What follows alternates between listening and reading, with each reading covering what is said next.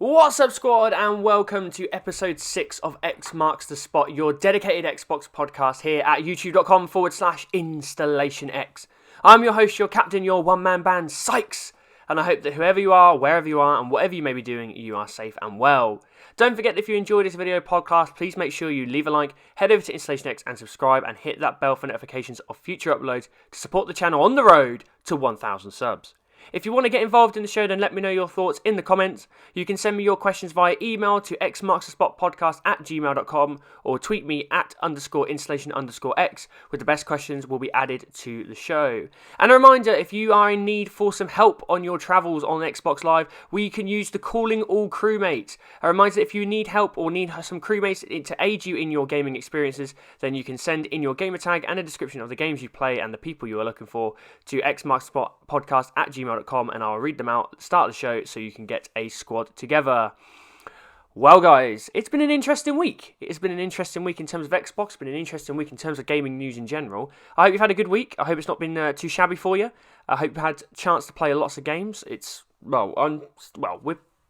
somewhat in lockdown now in England, at least. It's rather random, but we won't get into that. But I think it's week 8, week 9 now, but hopefully you're getting through it okay, as always. We're going to go straight into the Xbox Treasure Chest of News. We have 4 items in the Xbox Treasure Chest of News, and they're all very interesting. So, not as many items as previous shows, but they are all rather intriguing in my view. So, item number 1, former EA head talks why Microsoft can afford to price the Xbox Series X at $399. This is our main story for this week, and it's from Tom's Guide, and it involves Peter Moore, who used to be the head of EA. He is now the head of Liverpool FC, which is my football team, or soccer team if you're in the US or anywhere else. And also, this also comes from Wedbush securities analyst Michael Pachter, who reckons the Xbox Series X could end up being $100 cheaper than the PlayStation 5. So this is a quote. This is all from Tom's Guide, so I'll leave the source in the description. So quote, Microsoft's been pretty smart at waiting Sony out here. From what I've seen, Sony's going to have to charge $500 for their PlayStation 5, and Microsoft has a big balance sheet, Pachter said on a podcast hosted by video games journalist Jeff Keighley. If Microsoft wants to cut the price by $100, just the price below the PlayStation 5, and subsidise the first 10 million consoles, they will. I think they're waiting to have Sony blink first, and then they'll reveal the price and launch date, said Pachter, who reckons the Xbox Series X will cost $400 and will very likely be launched sometime in November, and fans will get a lot for their $400, he quotes. Sitting back and waiting for Sony to make a move with the PlayStation 5 pricing could be a risky one for Microsoft, but it's something that ex-Microsoft and EA executive Peter Moore said he'd be doing if he was in his old job.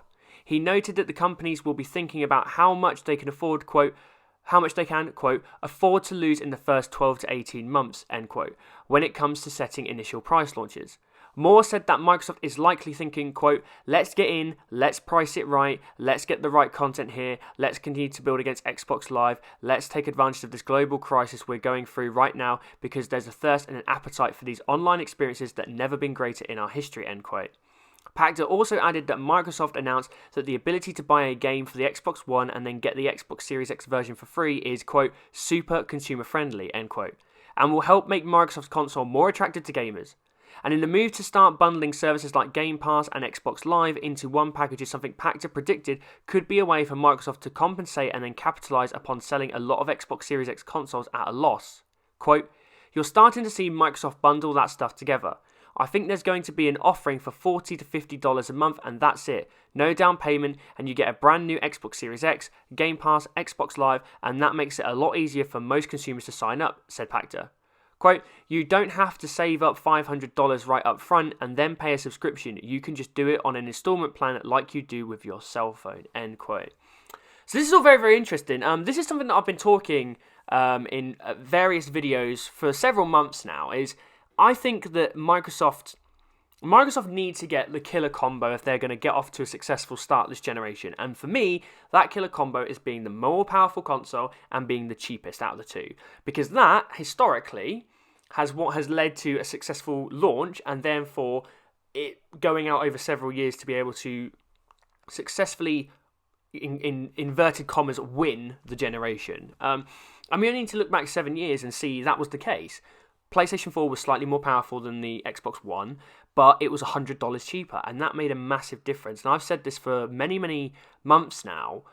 Money talks, and especially now, considering everything with the pandemic going on and people being laid off work and people being furloughed here in the UK and other countries, it's not as easy to just be able to say, I'm going to drop $500 on a luxury item. A lot of people might not have that opportunity now. So this idea that everything can be bundled into an all-access package and be able to go for, I don't think it will even be $40, $50. I think it might be cheaper than that, because if you look at the Xbox One X plan right now, that's only $25 dollars/pounds, I can't remember off the top of my head, a month right now. So it might not even be that expensive.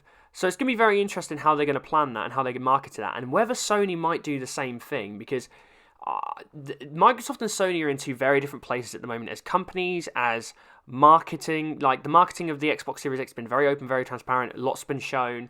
Sony's been very quiet so far, playing a bit of a waiting game, or they're just going to unload all their big guys in one go. But the killer combo, the price and the power, is super important. I also think that Microsoft as a company, don't forget, Microsoft is a huge company. Microsoft as a company are in a much stronger financial position than Sony are as a company. I'm not talking about the gaming branches of these companies, I'm talking about company-wide. So Microsoft are probably in more of a position to be able to afford to take an initial loss on the console than maybe Sony are. And if Microsoft are, they might be able to afford to take a bigger loss. So they might be able to afford to put this at $100 cheaper.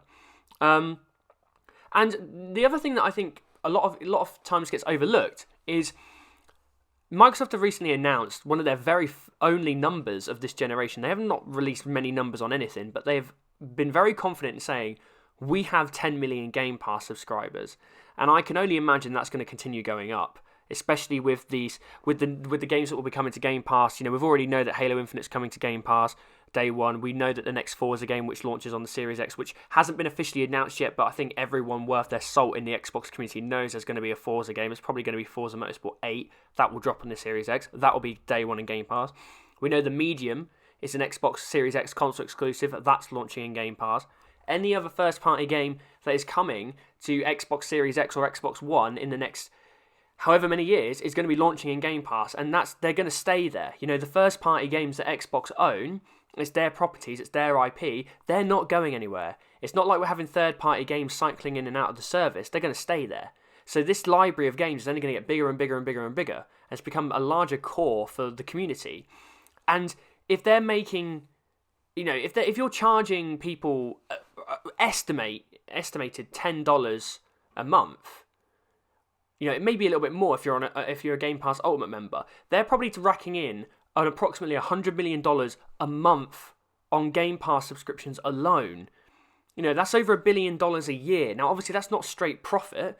That will go into Microsoft, and that will be dispersed in other areas. That will go towards the studio acquisitions, most likely. That will go towards making marketing deals with third parties to bring their games into the subscription.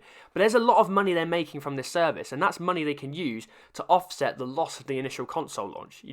And Phil Spencer has previously spoken about remaining agile on the price. He's not been afraid to say that. He said in a long interview with Ryan McCaffrey over at IGN. It's probably about a month ago now, even longer maybe. I've lost track of time recently. But he was saying that Microsoft CEO Satya Nadella has given him permission to remain flexible on the price. So this idea that they're going to wait and see what Sony are going to do is very interesting. It depends on how long Sony are going to wait. Microsoft and Sony virtually released their price for the Xbox One and the PlayStation 4, between a day difference, or even on the same day. I think that's when Microsoft was still doing their E3 conference on the Monday morning, and Sony were doing theirs the Monday evening. And when everyone knows that moment when Sony came in and said, "Yep, the PlayStation 4 is $399," everyone just went fucking mental, because everyone knew that's a game changer. So the idea that the Series X could be $399 is a very attractive one, and the idea that we could get this bundled in to a all-access subscription, I think would be brilliant. And this is going to be very, very curious on what Sony are going to do. Like, are they just going to stick to their age-old plan of they're just going to drop the base price and that's it? They're going to keep their PSN subscription as it is and that's it. Like, Microsoft have been doing so many unique things this generation, mainly because they've had to. They've had to think outside the box to try and keep their relevance within the market more so than ever. Game Pass, xCloud, All Access. These are the things that Microsoft are doing first. So it's going to be really interesting to see if Sony are going to blink and go, actually, we need to copy what they're doing to stay successful.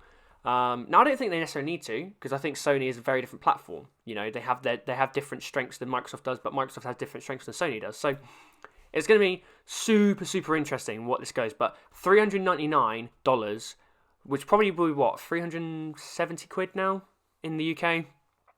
Maybe a bit less. Stupidly attractive price. So we'll have to wait and see on that. Item number 2.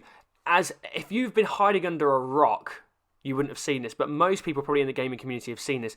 Epic Games reveal a new Unreal Engine 5 tech demo on the PlayStation 5. Epic Games have collaborated with Sony to drop a tech demo of their new Unreal Engine 5 running live on the PlayStation 5. This comes via The Verge. This is a quote, so I will read it out. Quote, "The graphics speak for themselves, and Epic has always pushed the bleeding edge of what's possible," end quote. CEO Tim Sweeney tells The Verge. New quote, "Our goal isn't just to bring more features to developers. The hardest problem in game development right now is building high-quality games takes enormous time and cost. So we want to make developers' lives easier and more productive," end quote. To show off Unreal Engine 5's capabilities, Epic put together a demo running on a developer version of the PlayStation 5 hardware and captured the output. The results showcase incredible visual quality combined with the detail and photorealistic lighting. Epic promises its new tools will deliver. According to Kim Library, Epic's chief technology officer, quote, "The next-gen consoles are going to give consumers a quantum leap, and Unreal Engine 5 is another leap on top of that." Library says he's fairly confident developers can achieve visuals like that within a full studio title and not just hyper-optimized tech demos using next-gen consoles and Unreal Engine 5. But he and Sweeney explained that it may take some time for the full scope of the hardware and software to be realised and for developers to become fluent in tool sets like Unreal Engine 5. This has created a massive storm on Twitter in particular. One of my favourite pastimes lately, with a little bit of extra time, is just going on Twitter, not necessarily engaging with everyone, because sometimes I want to have debates and discussions with people, other times I just be like, it's a waste of time. But the explosion on Twitter this week from this was unreal, and there was kind of a little bit of a double standard going on, at least from my perspective of Twitter. I know a lot of my Twitter is very Xbox focused, very gaming focused. I don't necessarily see the other side of the fence, but it was very interesting to see how everyone was blowing up about this being on the PlayStation 5. Like, oh my god, look how amazing this is on the PlayStation 5. And credit where credit's due, this thing looked incredible. But it is a tech demo. And that's what everyone were trying to say is okay, this looks brilliant, it looks amazing, it looks fantastic. There's no debating that. Epic did a great job, Sony did a great job. But it is a tech demo. And there's lots of text speech in the full article, which I will put in the description, sorry. But it's a tech demo, it's not a real game. This is a slice which has been hyper-optimized to look incredible and to push what they are doing to the optimum level. But there's no UI running in it.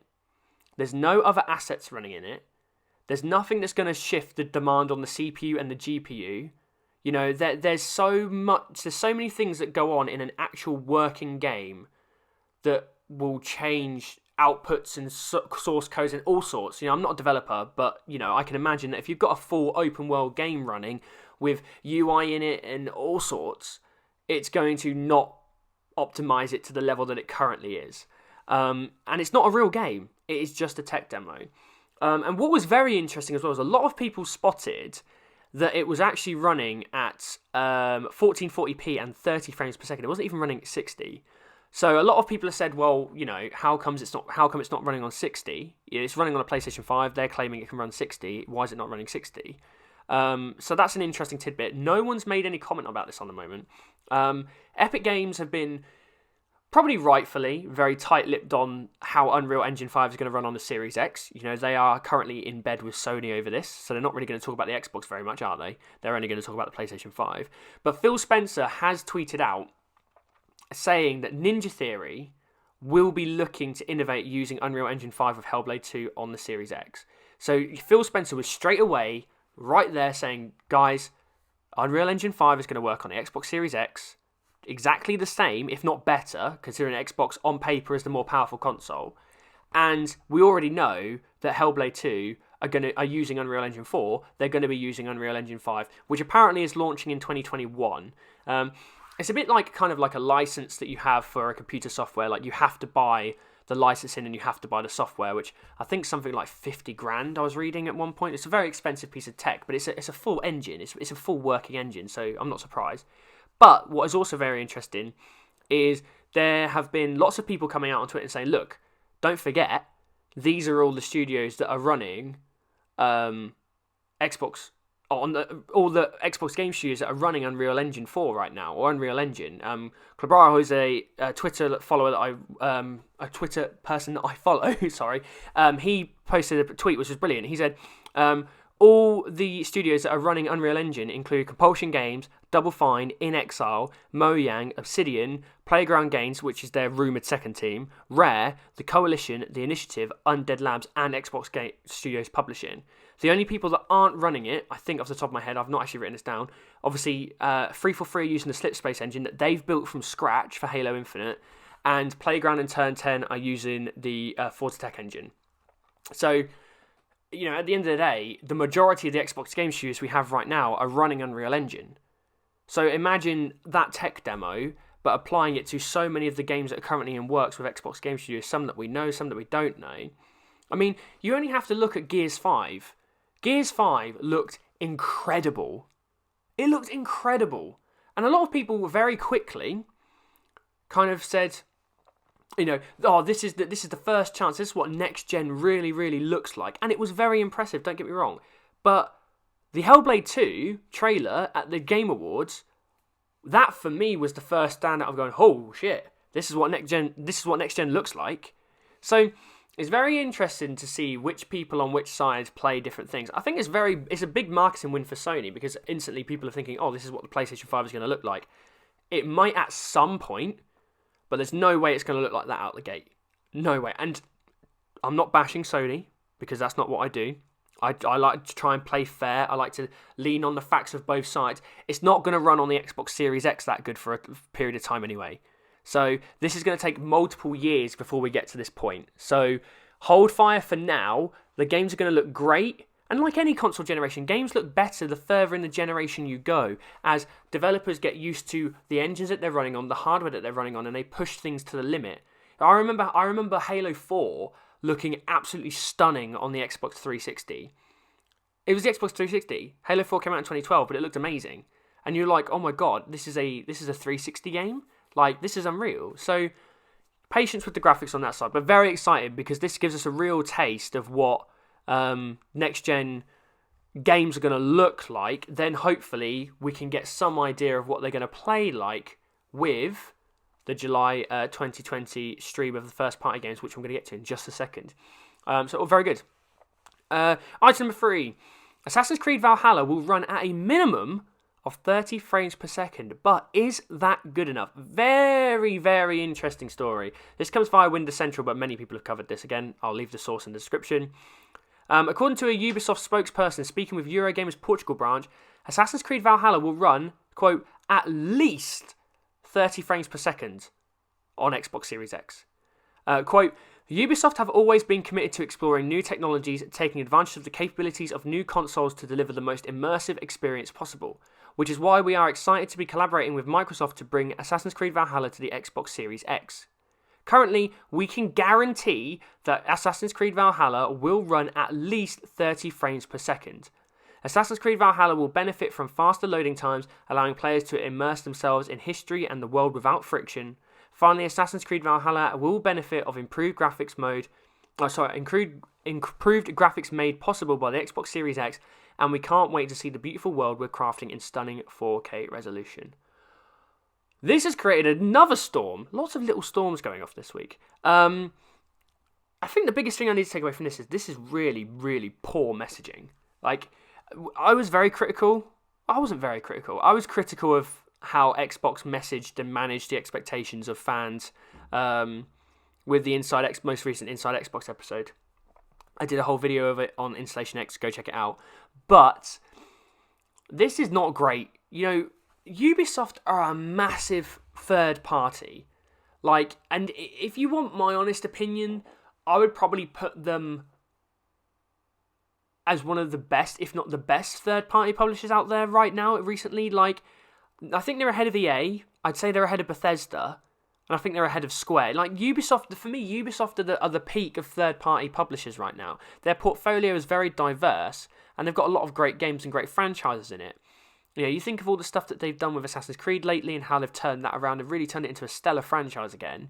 Everything they've done with Rainbow Six Siege and turned that into a great shooter. There's so many games out there that they've got that are great, but you should be committing Assassin's Creed to running at 4K 60. Coming out saying it's at least going to run at 30, well, yeah, we'd hope so. This is supposed to be a next-gen game. I wouldn't expect anything less than 30. And really, if we're getting it to a point now where these consoles are as powerful as everyone is saying they're being, we should be expecting 4K 60.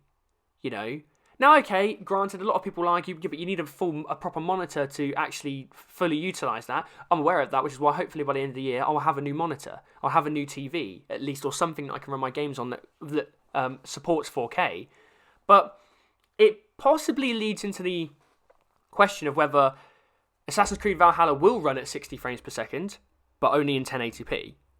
And if it's going to be running in 4K, which they're clearly confirmed they're aiming for 4K, it'll be running at 30. So, is there a possibility that people could trade graphics for frame rate?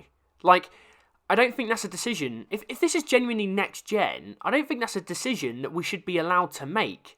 It should be made for us. 4K 60. And the one thing I will say is, I love Assassin's Creed. I have all the games. I've played all the games. I have figurines. I have the works. I'm a massive Assassin's Creed fan. When they dropped that cinematic trailer, I was hyped as fuck. I was like, oh my god, Assassin's Creed is going to be amazing. This game is going to be great. Origins was great. Odyssey was great. I love Assassin's Creed right now. I love how it's working. I love how it's evolved. Valhalla is going to be amazing. Then they dropped this gameplay launch trailer, or whatever you want to call it, at the Inside Xbox episode. And I was like, that looks cool, but I was expecting more. And now they've come out and messaged this. And if I was Microsoft right now, I wouldn't be very happy. Because this makes the Series X, in my opinion, look weak. And we know it's not, and we know it's not going to be, but it doesn't matter. Because there's some people who will take this at face value and be like, oh, well, I guess the Xbox Series X can only run at 4K 30. That's not true, but when you've got your big third-party marketing game that you have made this deal with Ubisoft, this is the big third-party game you're pushing for your console this fall, and they're coming out going, oh, well, it'll run at least 30. It just doesn't sit right, and time will tell what is actually going to happen with this, because I feel like a lot of people are going to throw some shade at Ubisoft, rightly or wrongly, but I think Ubisoft need to kind of pull themselves a little bit together, because they're not really looking great right now with Assassin's Creed for Assassin's Creed Valhalla, sorry. They need to bring this back around and get us hyped for this game again and come out and say, if they had said, we are targeting 4K 60, that is our goal, is 4K 60. This is a different conversation altogether. But because they've come out and said at least 30, it just seems very underwhelming. So watch this space to see if Ubisoft come out with more on Assassin's Creed Valhalla. Obviously, they're having their event very soon. So I will keep you posted on all that. That'll be on Installation X, don't you worry. And finally, item number 4. Halo Infinite is officially confirmed for the Xbox 2020 July showcase. This comes via NME, but it's obviously been posted everywhere. Again, source in the description. According to a new post on the official Halo forum, Microsoft's 343 Industries have confirmed that Halo Infinite will be one of the titles being showcased during the July showcase of the monthly Xbox 2020 digital event, but no official date has been announced yet. It is also currently unclear just what the showcase will entail, if it will be a story trailer or actual gameplay footage. You may have seen people talk... this is a quote. You may have seen people talking about this lightly before, but we're extremely excited to confirm that Halo Infinite will be one of the many first-party titles included in the Xbox 2020 event in July, the developer wrote in the post. I'm not surprised. Thank God. But, yay, we're going to see it. A lot of people have been fretting about this recently so badly, and I've been remaining very chill and very calm about Halo Infinite. There is no doubt in my mind this will be a gameplay showcase, and I'll tell you why. There's facts and science behind this, folks. Every single Halo title, from 343, has had, the year before its release, a cinematic trailer, and the year of its release, gameplay demo. Halo 4 had a cinematic trailer at E3 2011. It was released in 2012, and at E3 2012, we got to see the first gameplay demo of, I think it was the Infinity level in the campaign, and it showed us the first look at the Promethean Crawlers and the Promethean Knights and the Promethean Watchers. Fine. Come around to Halo 5 Guardians. Halo 5 Guardians, E3 2014, we had that really cool, awesome, like blended trailer with Locke and the Arbiter talking, but it was also reminiscing on Halo 2 Anniversary and the launch of the Master Chief Collection. So it was a blended one, but it was still there. 2015, we get the gameplay demo of Team Osiris on Sunayon going up against the Guardian, going up against Warden Eternal. Okay? Game was released in 2015. Here we are, 5 years later, we got a cinematic trailer, which apparently was the opening cutscene. We've had two. 2018 was the initial, hey, this is the new Halo game. It's in the works. E3 2013 was, this is essentially the opening cutscene of the game. And now this year, which would have been at E3, but it's obviously not, we're going to get the demo, the gameplay. What is interesting is what are they going to do about beta? That's the interesting thing for me, because if you remember, Halo 5 had a beta almost a year in advance. Like, they announced the trailer at E3 2014. Then the end of December, early January of 2015, we had the multiplayer beta, which was arena only a handful of maps. They cycled them in and out, I think, and a few modes. And then the game didn't come out till October. Now, we are going into July. We're probably going to see the first part of the game. So, I would like to think there is going to be a Halo Infinite multiplayer beta at some point in the next couple of months, which would be amazing. I would love to get on that. Please, please, please let there be a beta. I can't see why there wouldn't be, because there were so many problems with the Master Chief Collection when it launched. That's why they really pushed heavily for the beta to be so early, so they could get everything right. And to be fair, with Halo 5, yeah, okay, it was a little content dry, fair enough. But I've never really had any major problems with any of the Halo 5 Guardian servers, multiplayer servers at all. So it obviously works. So hopefully they will get that out again. So very excited for Halo 5. I keep saying Halo 5. Very excited for Halo Infinite. I was excited for Halo 5. Not so excited for Halo 5 anymore. Super, super stoked for Halo Infinite. I cannot wait. So that's everything in the Xbox Treasure Chest of news this week. A couple of Game Pass gems. Nothing really new coming out. Only a reminder that Final Fantasy... is it 9? Yeah, Final Fantasy 9 is now available. It launched on May 14th, so that is now live on Game Pass. And Fractured Minds, which is an ID Xbox title, that will be dropping on May the 19th, which will be Tuesday. So keep an eye out for those if you want to play those. Your games with Gold Hoarders haven't changed. So V-Rally 4 is available May 1st to May 31st. Warhammer 40,000 Inquisitor Martyr is available today, actually, May 16th to June 15th on Xbox One. Sensible World of Soccer is available May the 1st to May 15th, that's gone. And Overlord 2 is available May 16th, which is available now, to May 31st on Xbox One and Xbox 360. And finally, your Xbox Store stash. Quickly whiz through all these. There's some interesting games this lineup. Like it.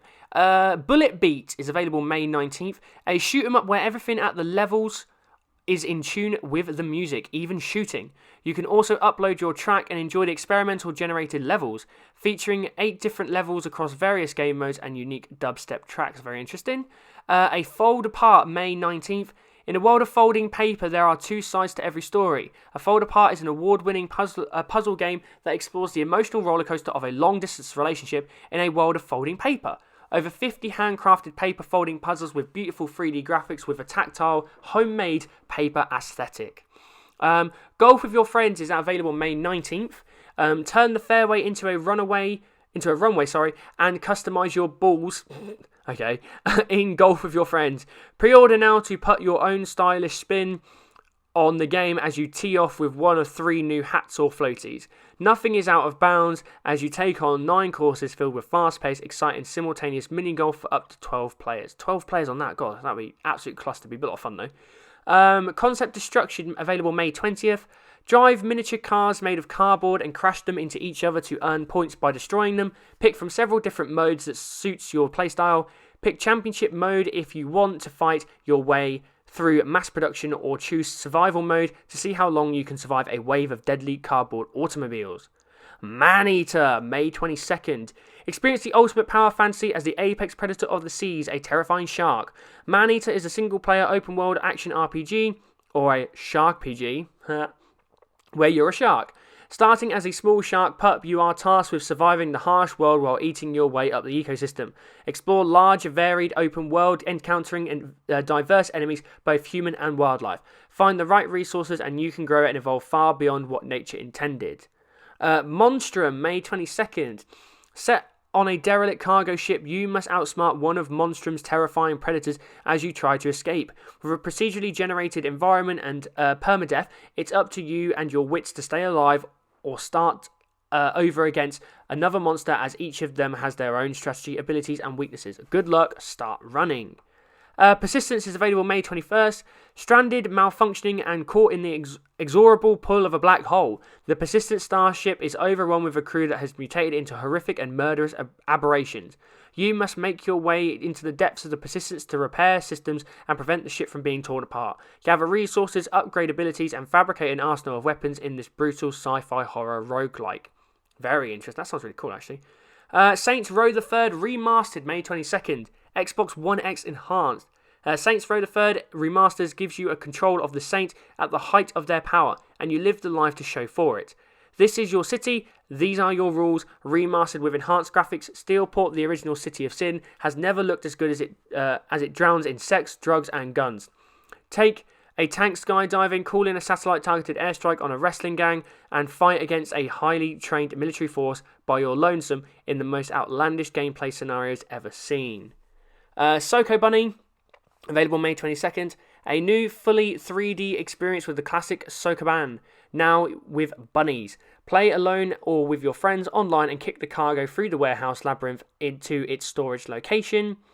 And finally, The Taller I Grow, May 22nd, is an Xbox Play Anywhere title. A puzzle platformer where you must connect to objects in your environment to become taller and solve puzzles. You play as Bip, a small square that goes on a journey of growth. Features 30 levels to complete. This game will test your patience, reflexes, and puzzle-solving skills. So a lot there for Xbox Store Stash this week. Check some of those out if you are interested. And that is everything for this week, folks. As always, if you enjoyed the video, please make sure you leave a like. You head over to Installation X and subscribe, and you hit that bell for notifications of future uploads on the road to 1,000 subs. Let me know your thoughts on any of the topics in this week's show in the comment section. Don't forget to follow myself and the channel on social media with links in the description, along with all the sources and time codes if you so desire them. And as always, for all things Xbox, I'm Sykes, and stay tuned to Installation X. Bye, guys.